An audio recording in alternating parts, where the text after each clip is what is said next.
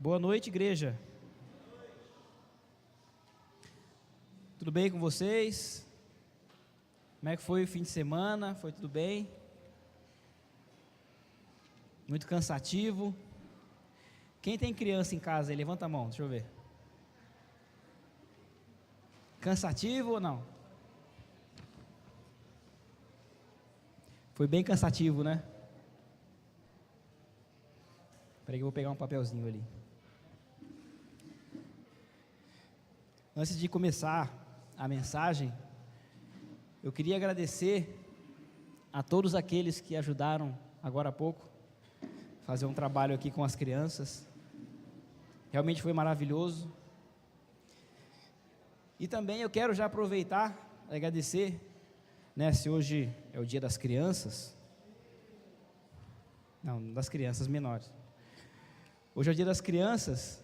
Então eu quero agradecer a todos aqueles, não as crianças em si, mas eu quero lembrar daqueles que nos ajudam sempre cuidando das crianças aqui, que é um ministério maravilhoso e nos ajuda demais. Então eu queria pedir uma salva de palmas para todos aqueles que nos ajudam a cuidar das crianças aqui. Muito obrigado, eu agradeço de coração. Eu sei que não é fácil cuidar da minha filha, e o pessoal tem feito com maestria. Abram suas Bíblias no livro de Lucas, no capítulo 15.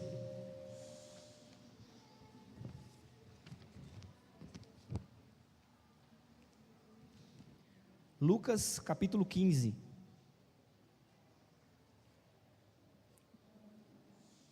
Vamos falar sobre um homem que tinha filhos rebeldes.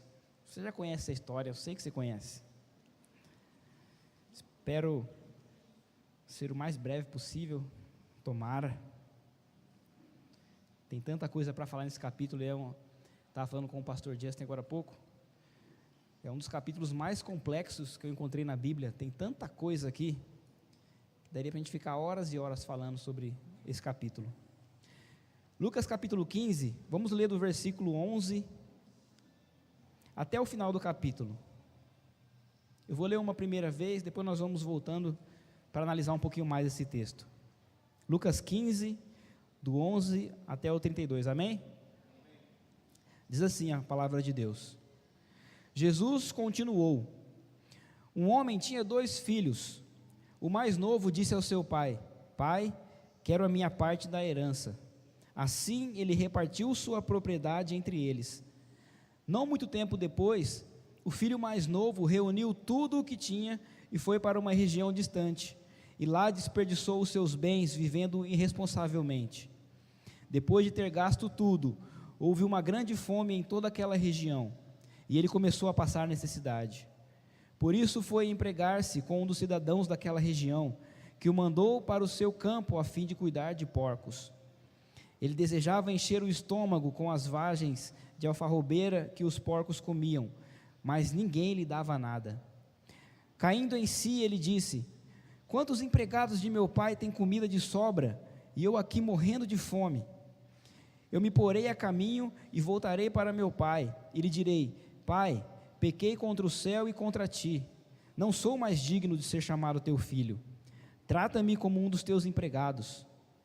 A seguir levantou-se e foi para o seu pai.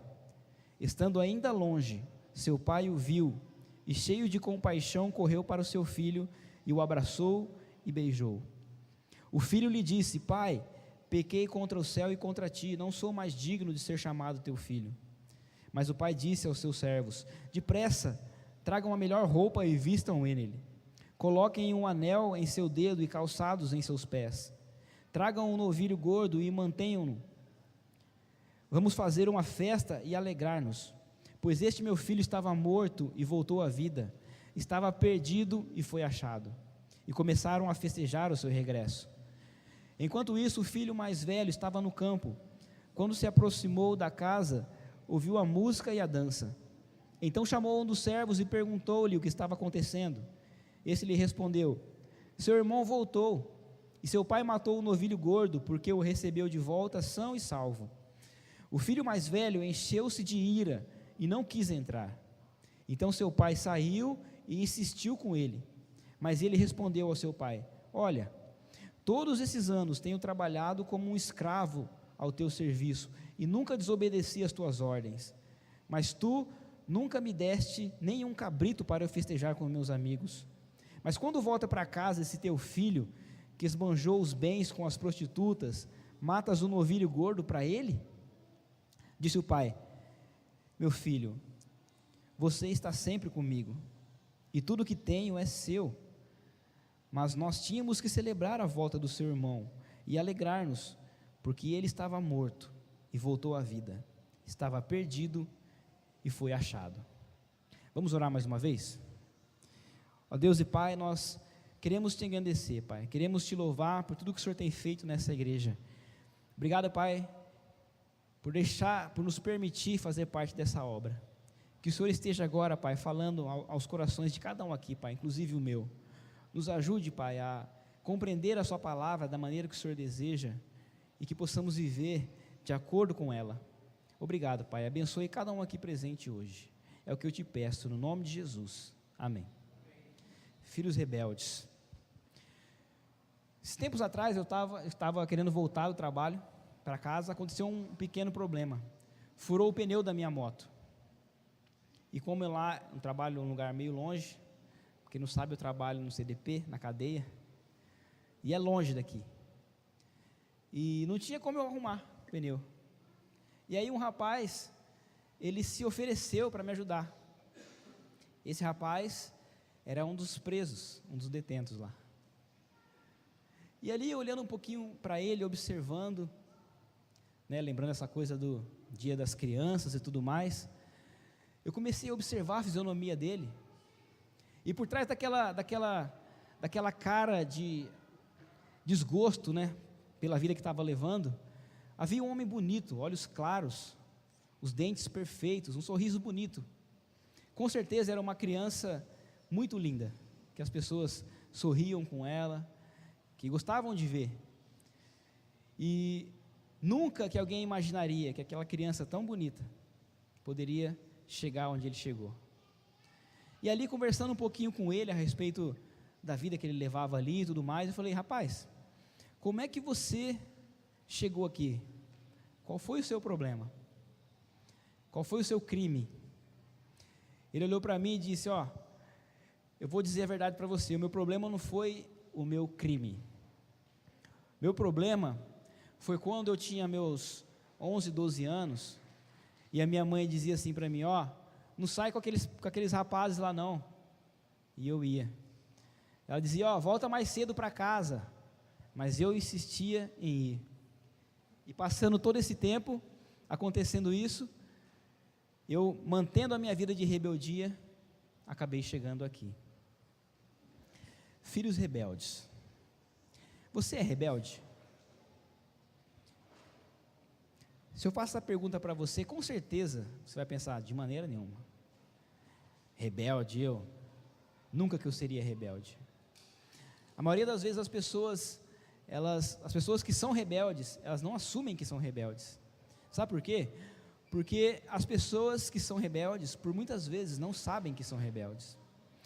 E o capítulo 15 de Lucas trata exatamente sobre isso, sobre rebeldia. Se nós analisarmos todo o contexto do capítulo, nós vamos encontrar verdades preciosas. O capítulo 15 de Lucas nos começa com uma refeição. Jesus recebe pecadores para comer com ele. E quando ele estava ali sentado com aquelas pessoas, com os pecadores, né, ele olha para o portão e ele vê os fariseus e os mestres da lei chegando e olhando para dentro. Aqueles que tanto queriam pegar Jesus em um erro, eles começam a observar e dizer: poxa, acho que agora eu peguei ele. Para eles era um prato cheio pegar Jesus daquele jeito. Por quê? Parecia que Jesus estava indo contra o Salmo de número 1, que diz para não sentar na roda dos escarnecedores. Mas Jesus tinha um propósito claro ao sentar com aquelas pessoas. Ele queria mostrar para cada um deles, tanto para aqueles que estavam sentados, quanto para aqueles que estavam no portão da casa dele, que eles estavam sendo rebeldes. E aí Jesus começa a contar algumas histórias para os fariseus e para os mestres da lei, enquanto as pessoas esperavam para comer. E eu quero que você lembre disso, que ele está contando uma história para os fariseus, que isso vai ser importante depois. Ele começa contando a história de um pastor que tinha 100 ovelhas, e esse pastor perdeu uma ovelha. Essa ovelha foi para o deserto, e esse pastor deixou as 99 ovelhas em segurança, e foi atrás dessa única ovelha, e a encontrou, e quando a encontrou, trouxe de volta e fez uma festa. Depois ele continua contando uma história de uma mulher que tinha 10 dracmas, 10 moedas de grande valor.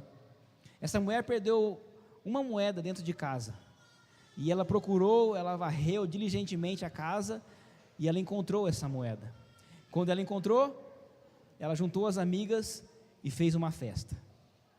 E aí nós entramos na terceira história, de um pai que tinha 2 filhos. Mas olha que interessante, a primeira história nos conta sobre um pastor de ovelhas. Essa ovelha se perdeu aonde? No deserto, fora de casa. Ela sabia que estava perdida? Sabia que estava perdida. Todo animal sabe quando está perdido. Mas a segunda história nos conta de uma moeda, de uma dracma, que se perdeu aonde? Dentro de casa. A moeda sabe que está perdida? Não sabe que está perdida. E aí nós entramos na terceira história, de 2 filhos. Um deles que se perdeu no mundo, saiu para o mundo, e ele desperta e ele percebe que ele está perdido.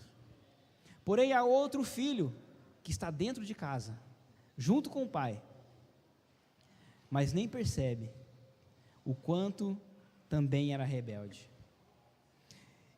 Rebeldia nos leva ao fracasso. Eu quero que você pense comigo hoje, se você está vivendo uma vida de rebeldia. Por muitas vezes nós achamos que rebelde é aquela que pinta as unhas de preto. Rebelde é aquele que raspa a cabeça ou pinta cabelo colorido. Rebelde é o que põe piercing no nariz ou no umbigo, ou que escuta rock pesado. Mas um idoso pode ser rebelde. Um pai de família pode ser rebelde. Rebelde vai muito além do que isso. Ser rebelde é você estar andando por um caminho errado, estar sendo corrigido por andar naquele caminho, mas querer permanecer naquele caminho. Isso é ser rebelde. E por muitas vezes, pessoas que estão dentro das igrejas estão andando em rebeldia. Mas antes de falar sobre os 2 filhos, eu quero que você note um pouquinho a respeito do pai da história. Sabe por quê?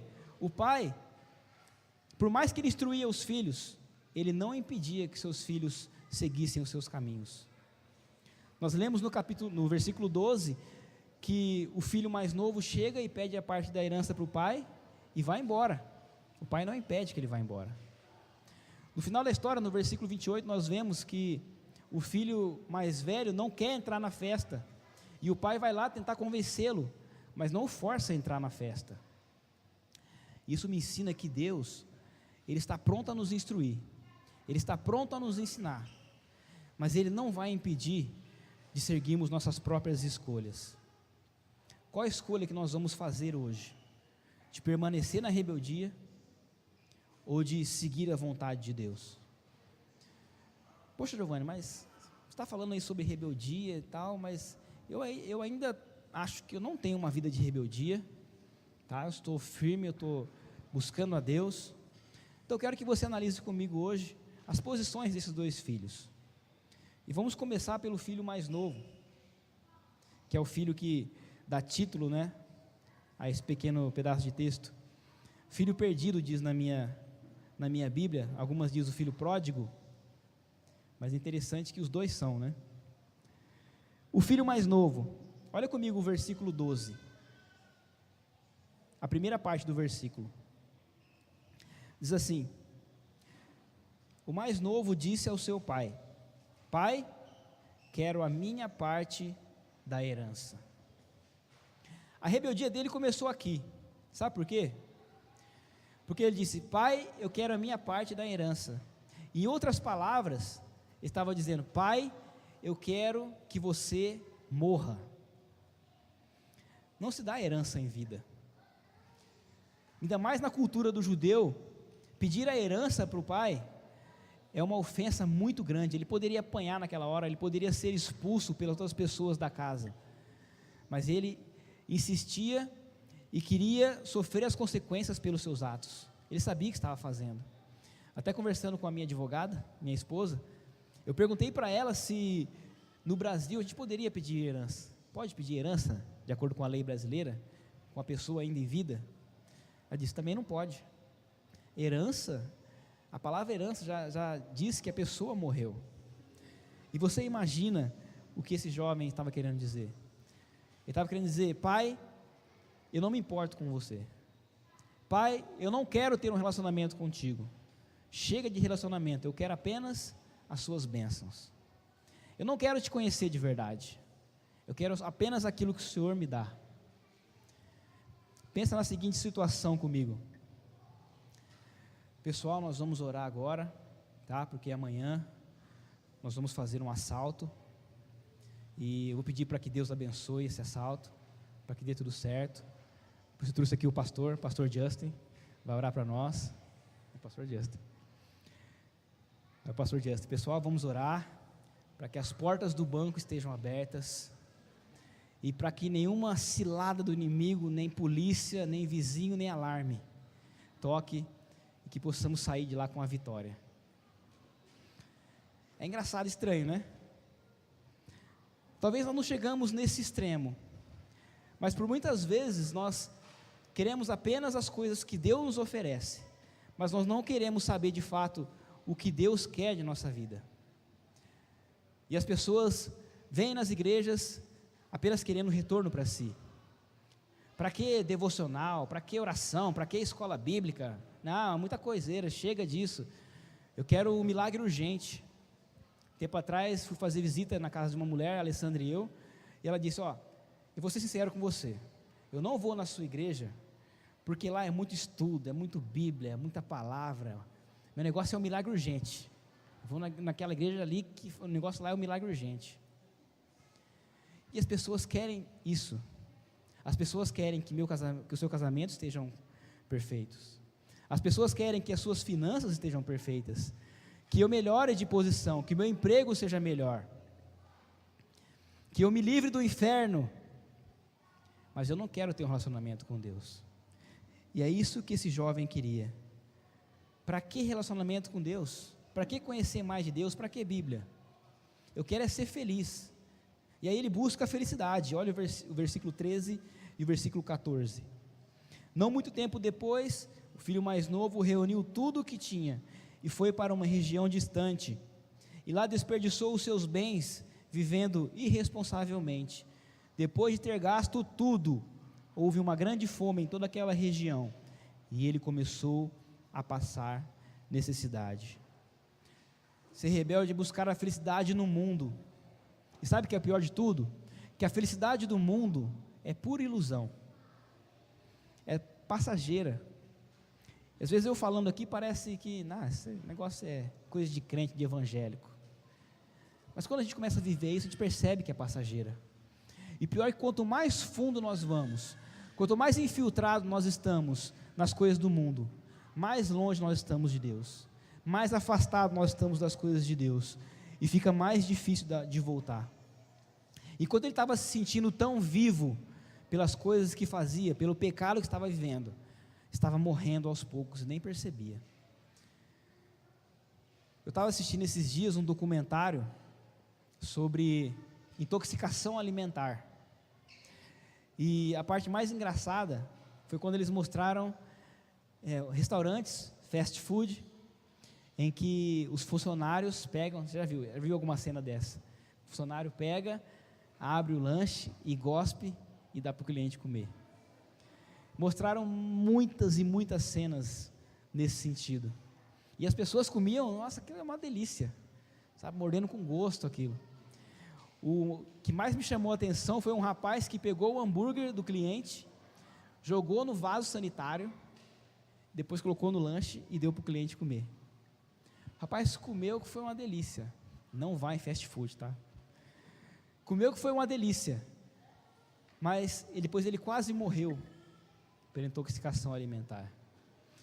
E o pecado age da mesma forma.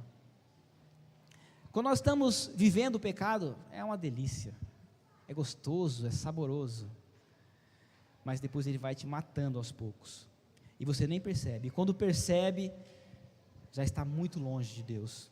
E é isso que aconteceu com esse jovem. O versículo 15 diz assim, ele foi empregar-se com um dos cidadãos daquela região, que o mandou para o seu campo a fim de cuidar de porcos.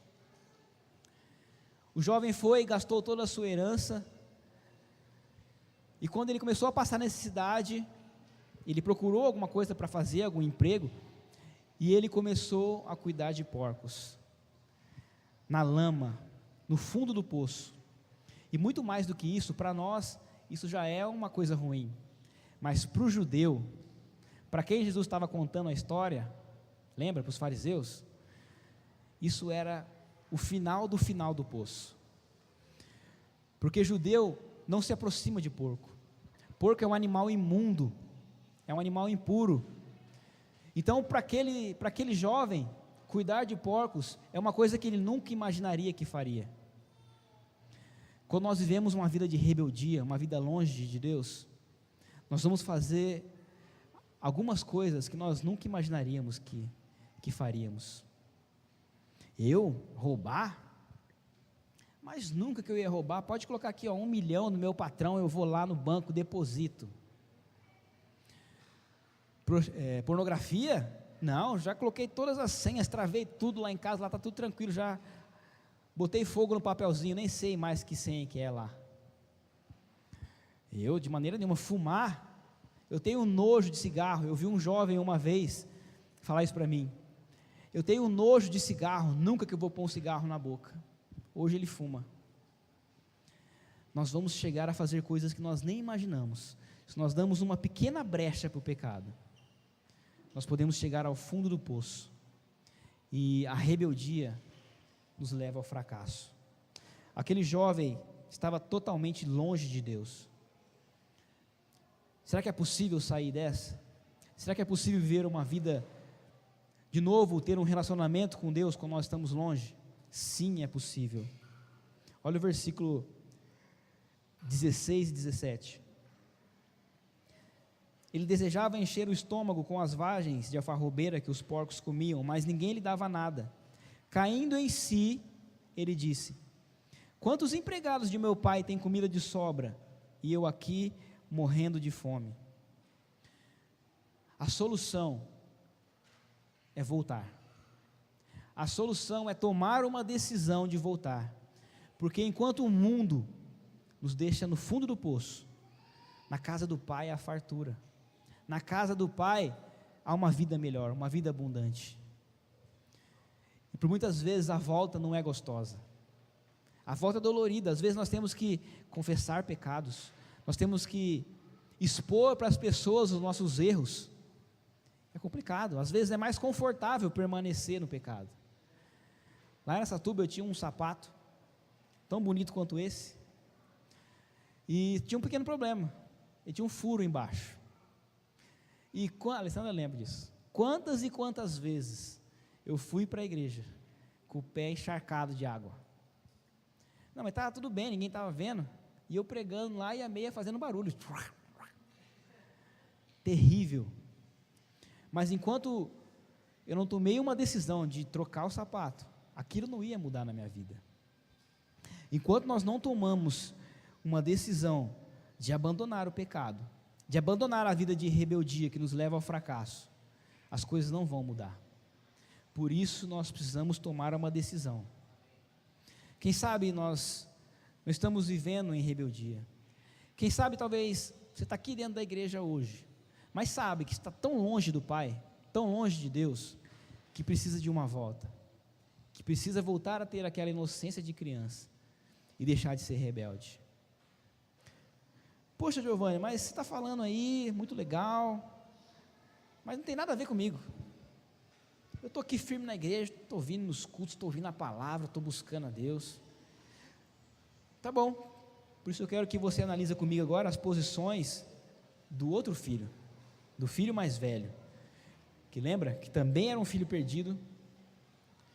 Olha o versículo 12 Voltando lá no versículo 12, vamos ler o versículo inteiro. O mais novo disse ao seu pai: Pai, quero a minha parte da herança. Assim ele repartiu sua propriedade entre eles. Sabe o que mais me intriga nesse filho mais velho? É que ele permaneceu com o pai, ele estava com o pai, ele nunca abandonou o pai, mas ele não percebia que ele era um péssimo filho e um péssimo irmão. Quando o irmão foi e pediu a sua parte na herança para o pai, como filho mais velho, qual que era a posição que ele deveria tomar? De acordo com a cultura judaica, hebraica, a posição que ele deveria tomar era repreender o irmão. Você tá louco? Você está pedindo a herança para o pai, é isso que eu estou ouvindo mesmo?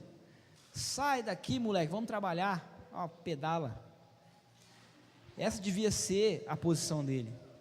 Mas muito pior do que ficar quieto, você percebeu o que ele fez? O final do versículo nos diz: repartiu sua propriedade entre eles. Ele também pegou a sua parte na herança. Ele aproveitou que o irmão foi lá e pediu, e ele também participou do erro. E por muitas vezes, há pessoas que estão dentro da igreja, que dizem que estão buscando a Deus, mas que estão cometendo os mesmos erros, os mesmos pecados do ímpio. E Deus é menos ofendido pela sinceridade do pecador, do que pela hipocrisia do santo.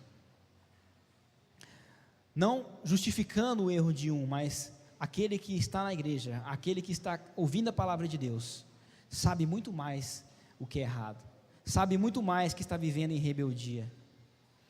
Ele estava dentro da igreja, ele era bom aos olhos das pessoas, quem olhasse para ele, esse é o filho bom, esse não foi embora, esse permaneceu com o pai. Mas dentro dele poderiam ter sentimentos de ira, de raiva, de inveja, de orgulho, de egoísmo, coisas que por muitas vezes não aparecem exteriormente, mas estavam guardados ali. Parecia tão forte em Deus, mas não era. Na minha viagem de lua de mel, nós fomos visitar uma exposição de carros, um lugar muito bonito, muitos carros modernos, alguns futuristas, e alguns do passado também. Mas teve um carro lá que chamou nossa atenção. O carro, sabe aquela faixa branca na roda? Bonito, um carro todo branco. Ele era um dos moldes antigos. Não era um carro exatamente reto, mas ele tinha algumas curvas assim, parecia um bordado no carro, era lindo. Até tirei uma foto da Alessandra na frente do carro. Eu não trouxe a foto aqui porque eu não achei a foto. Depois roubaram meu computador. E o carro era muito lindo. Depois nós tiramos a foto, nós fomos ler nas plaquinhas, qual era o modelo do carro, tudo mais. E para nossa surpresa, aquele carro tão bonito, que chamou a nossa atenção, era o carro que se usava nos anos 60, para levar corpos de crianças mortas. Parecia tão lindo, para dar uma volta nesse carro. Mas quem dava uma volta nesse carro, estava morto. E por muitas vezes as pessoas estão assim, dentro da igreja, tão lindos por fora, tão louvor, tão oração, tão santidades, cara de santinho barroco, mas por dentro estão podres, estão mortos, não levam a sério as verdades de Deus. E lembra? Rebeldia nos leva ao fracasso. Olha o versículo 25, diz assim: enquanto isso, o filho mais velho estava no campo, quando se aproximou da casa, ouviu a música e a dança. Versículo 29, mas ele respondeu a seu pai: olha, todos esses anos tenho trabalhado como um escravo a teu serviço, e nunca desobedeci às suas ordens. Poxa, Giovanni, eu estou aqui, mas eu estou seguindo a palavra de Deus, estou seguindo o ministério. Mas quem te disse que isso te impede de viver uma vida de pecado? Esse irmão, ele trabalhava para o pai. Ele mesmo disse: eu trabalho aqui como escravo. Isso não impede ninguém de viver uma vida errada, uma vida com pecados escondidos. Aliás, para que você serve a Deus? Será que é para aparecer? Vamos aplaudir, quero que você apareça. Será que é para fugir de uma realidade que você não gosta, da sua família, da sua vida? Poxa, lá em casa as coisas tão complicadas, é muita baixaria, muito palavrão, eu prefiro estar na igreja. Por isso eu vou na igreja segunda-feira, terça-feira, quinta-feira, que tiver na igreja eu vou na igreja. Será que é por obrigação, como esse filho fazia? Eu trabalho como um escravo na sua casa. Será que é para fazer outras pessoas felizes? Isso não é um motivo errado, mas se essa for a nossa motivação principal, tem um problema. Cuidado, por muitas vezes nós estamos trabalhando para Deus, mas mesmo assim estamos perdidos. E aí, o que acontece? Ele se preocupava tanto em trabalhar para o pai, tanto em demonstrar o seu suor como escravo do pai, que não se importou em cuidar do irmão. E talvez nós queremos tanto trabalhar para Deus, fazer as coisas para Deus, mas não se importamos com as pessoas que estão próximas de nós. Talvez nós queremos tanto trabalhar para Deus, participar dos ministérios e ajudar, mas quem sabe eu não dou atenção devida para o meu esposo, quem sabe eu não dou atenção devida para a minha mulher, quem sabe os meus filhos estão se perdendo, porque eu não tenho tempo para eles, porque eu tenho que trabalhar para Deus. Como é que você trata os irmãos? Olha o versículo 30. Quando volta para casa, se teu filho, que esbanjou os teus bens com as prostitutas, matas o novilho gordo para ele? Como é que você trata os irmãos mais fracos? Ele está mentindo aqui. Ele não sabia que o irmão tinha gasto o dinheiro com as prostitutas. Ele não tinha conversado com ele. Deu uma exagerada. E quantas vezes nós queremos a misericórdia de Deus na nossa vida, nós queremos que Deus nos perdoe pelos nossos erros, mas ao mesmo tempo nós estamos apontando os erros dos outros. Isso aí não vai não, ele não vem nos cultos de quinta-feira, não, a gente fez um trabalho de evangelismo aí, nem apareceu, nem deu satisfação, ele não está no meu nível é aqui, nós precisamos ter cuidado com isso, precisamos tratar bem as pessoas que estão do nosso lado, precisamos nos importar. Quem sabe nós estamos andando em rebeldia com Deus e nem percebemos, e a rebeldia nos leva ao fracasso. Dentro da igreja, lembra? Nunca saiu do lado do pai. Dentro da igreja, mas vazio. Um revólver sem munição, um carro sem gasolina. Tinha Bíblia, tinha oração, tinha ministério, tinha louvor, só não tinha Deus. Que nós tenhamos cuidado para que isso não aconteça conosco. Poxa, mas talvez eu estou vivendo um pouco de rebeldia sim. O que eu faço? Qual que é a minha motivação para sair disso? E é interessante que, falando sobre criança, agora sendo pai, eu começo a perceber, analisar algumas coisas na minha vida que antes era difícil de analisar. Que por mais que as minhas filhas às vezes agem de alguma forma que eu não gosto, de alguma forma de rebeldia, eu sempre procuro algum meio para que ela volte, para que ela faça o correto, para que ela mantenha um caminho correto.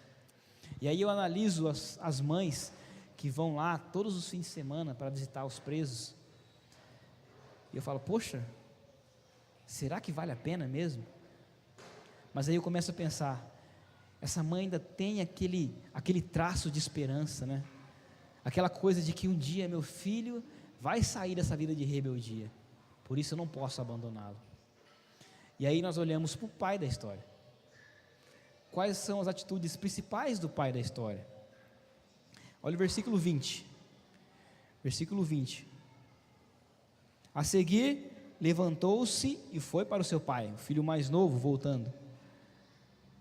Estando ainda longe, seu pai o viu, e cheio de compaixão, correu para o seu filho, e o abraçou e o beijou.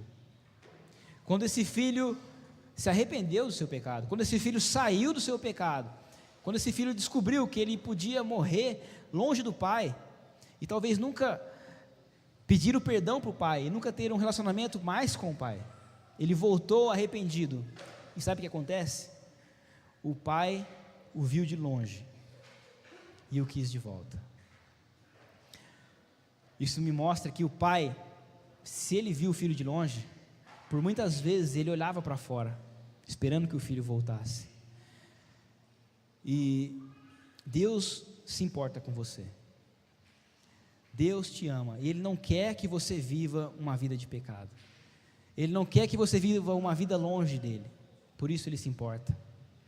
E muito mais do que isso, a Bíblia nos diz que Ele saiu correndo, nós estávamos falando sobre isso agora há pouco, que aquele que era o chefe da casa, o líder, o homem mais velho, ele não corria, porque eles usavam umas vestes longas, e para correr ele tinha que puxar aquelas vestes para cima, e aí apareciam suas pernas, e aquilo era vergonha para eles. Um homem de idade, um homem de status maior não corria, quem corria eram os mais novos. Até nos nossos dias de hoje, né, se você vê um gerente de banco não corre, você não vê um gerente chegando no banco correndo, estou atrasado meu horário. Você não vai ver o Obama, estou atrasado para a reunião da ONU, saindo correndo. Não, mesmo atrasado é o caminho, mas ele saiu correndo, ele assumiu a humilhação.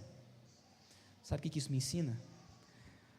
Que Deus assumiu a humilhação no nosso lugar, que Deus deixou que os homens o olhassem com aquele olhar de julgamento de um pecador enquanto ele estava na cruz, que Jesus aguentou as costas esfoladas, a nudez, sendo crucificado no nosso lugar. Ele assumiu a vergonha no nosso lugar. Versículo 22 diz assim: o pai disse aos seus servos: depressa, tragam a melhor roupa e vistam nele, coloquem um anel em seu dedo e calçados em seus pés. Parece que é uma coisa assim, né? Filho, está todo sujo, vai lá tomar um banho lá rapidinho, vamos fazer uma festa. Não, era muito mais do que isso. Quando diz, coloque uma sandália nos seus pés, significa, ele retomou a sua posição. Ele agora é filho novamente, ele agora é herdeiro novamente. O pai está disposto a perdoar. Repara que o pai não falou nada do passado dele. Quando nós aceitamos o caminho de Cristo, quando nós aceitamos a Jesus, quando nós queremos viver uma vida com Deus de verdade, nós nos arrependemos do nosso erro, Deus não vai falar do nosso passado. Ele quer que agora nós vivamos uma vida com Ele. E o versículo 30 e 31, com outro filho, o filho que conhecia o pai, mas quando volta para casa, esse teu filho que esbanjou os teus bens com as prostitutas, matas um novilho gordo para ele. Disse o pai: meu filho, você está sempre comigo, e tudo que tenho é seu. O pai está disposto a sair da festa. Deus deixou a sua glória para estar conosco. Deus está disposto a ouvir as suas lamentações. Deus está disposto a ouvir as suas orações. Por isso, enquanto eu chamo o Gabriel aqui, eu queria que você pensasse um pouquinho nisso, de que não importa até onde você chegou, este é o momento de decidir, de sair da rebeldia, de andar no caminho de Deus da maneira correta, de buscar a Deus, porque se nós não buscarmos a Deus, se nós não vivemos do lado do Pai, nós vamos morrer sem Ele, e isso é grave. Nós vamos morrer longe do Pai. Rebeldia nos leva ao fracasso, mas a escolha é sua. Por mais que o Pai nos ame, por mais que o Pai quer que nós estejamos bem, a escolha é sua. Espero que você não escolha uma vida de rebeldia. E aí eu lembro que eu recebi uma notícia muito triste essa semana. A minha irmã mandou uma mensagem para minha esposa, de que meu tio, lá nessa Satuba, sofreu uma surra, foi espancado, está todo quebrado, todo arrebentado, quebraram os ossos, passou por cirurgia. Mas eu queria até que vocês orassem por ele, mas já tomar a consciência de que ele não é um coitado, porque, sabe por que ele tomou a surra? Porque ele convidou certas pessoas para fazer festa com ele, que não eram pessoas boas, porque há um tempo atrás ele tinha uma filha Ele tinha uma família estruturada, 2 filhos, uma esposa. E aí ele entrou no caminho das drogas. E aí ele perdeu tudo. Os filhos não estão mais com ele, a esposa não está mais com ele. Vendeu todas as coisas que ele tinha de herança do pai, que morreu. A casa dele hoje, não dá nem vontade de entrar, não tem água, não tem luz. E ele permaneceu nesse caminho. E chegou no fundo do poço. E apanhou. E agora, a briga maior lá é para ver quem vai cuidar dele. Porque ninguém quer. São as consequências, lembra? De uma vida de rebeldia. Rebeldia nos leva ao fracasso. Nós andamos em rebeldia, nós não somos coitados. Mas há uma chance de voltar. Por isso, o altar está aberto para você orar, clamar a Deus. Talvez se você ainda não conhece, se você sabe que está vivendo uma vida de rebeldia e não conhece a Deus, ou que está andando longe do Pai, sabe que está morrendo sem Ele, o altar está aberto. Ajoelhe e ore, fale com Ele. Ou talvez você está na igreja, vivendo na igreja, mas sabe que dentro há sentimentos ruins, há pensamentos ruins dentro da sua vida. Escolha um canto, ore, fale com Deus, seja nesse lugar, seja aqui na frente, seja em casa, mas não deixe de falar com Ele. Ele está disposto a te ouvir, enquanto nós cantamos essa música.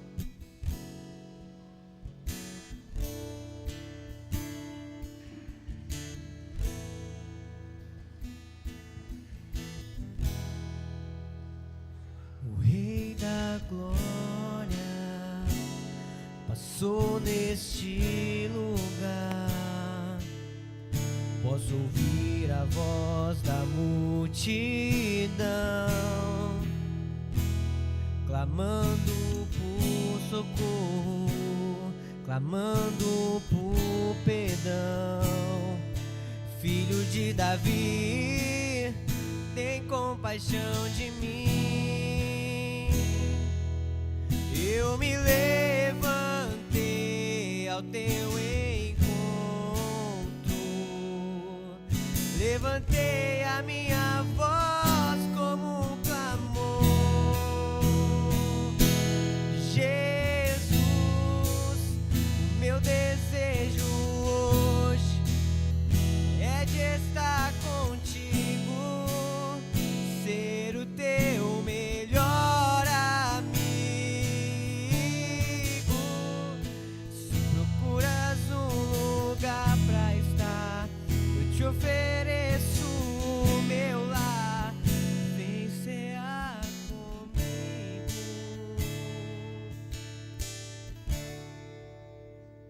O Rei da Glória passou nesse lugar.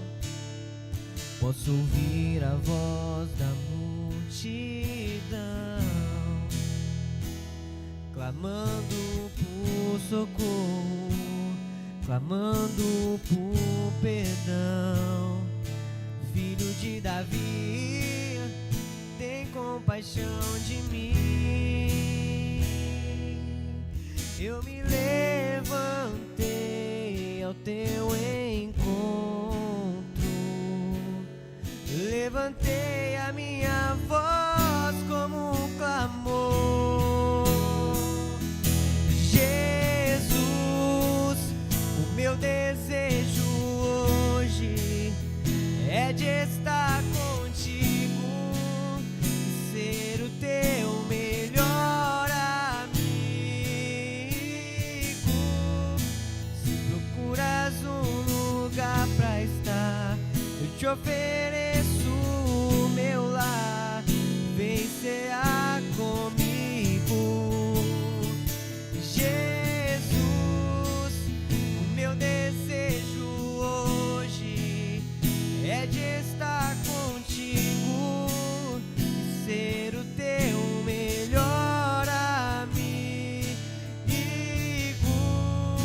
Se procuras um lugar pra estar, eu te ofereço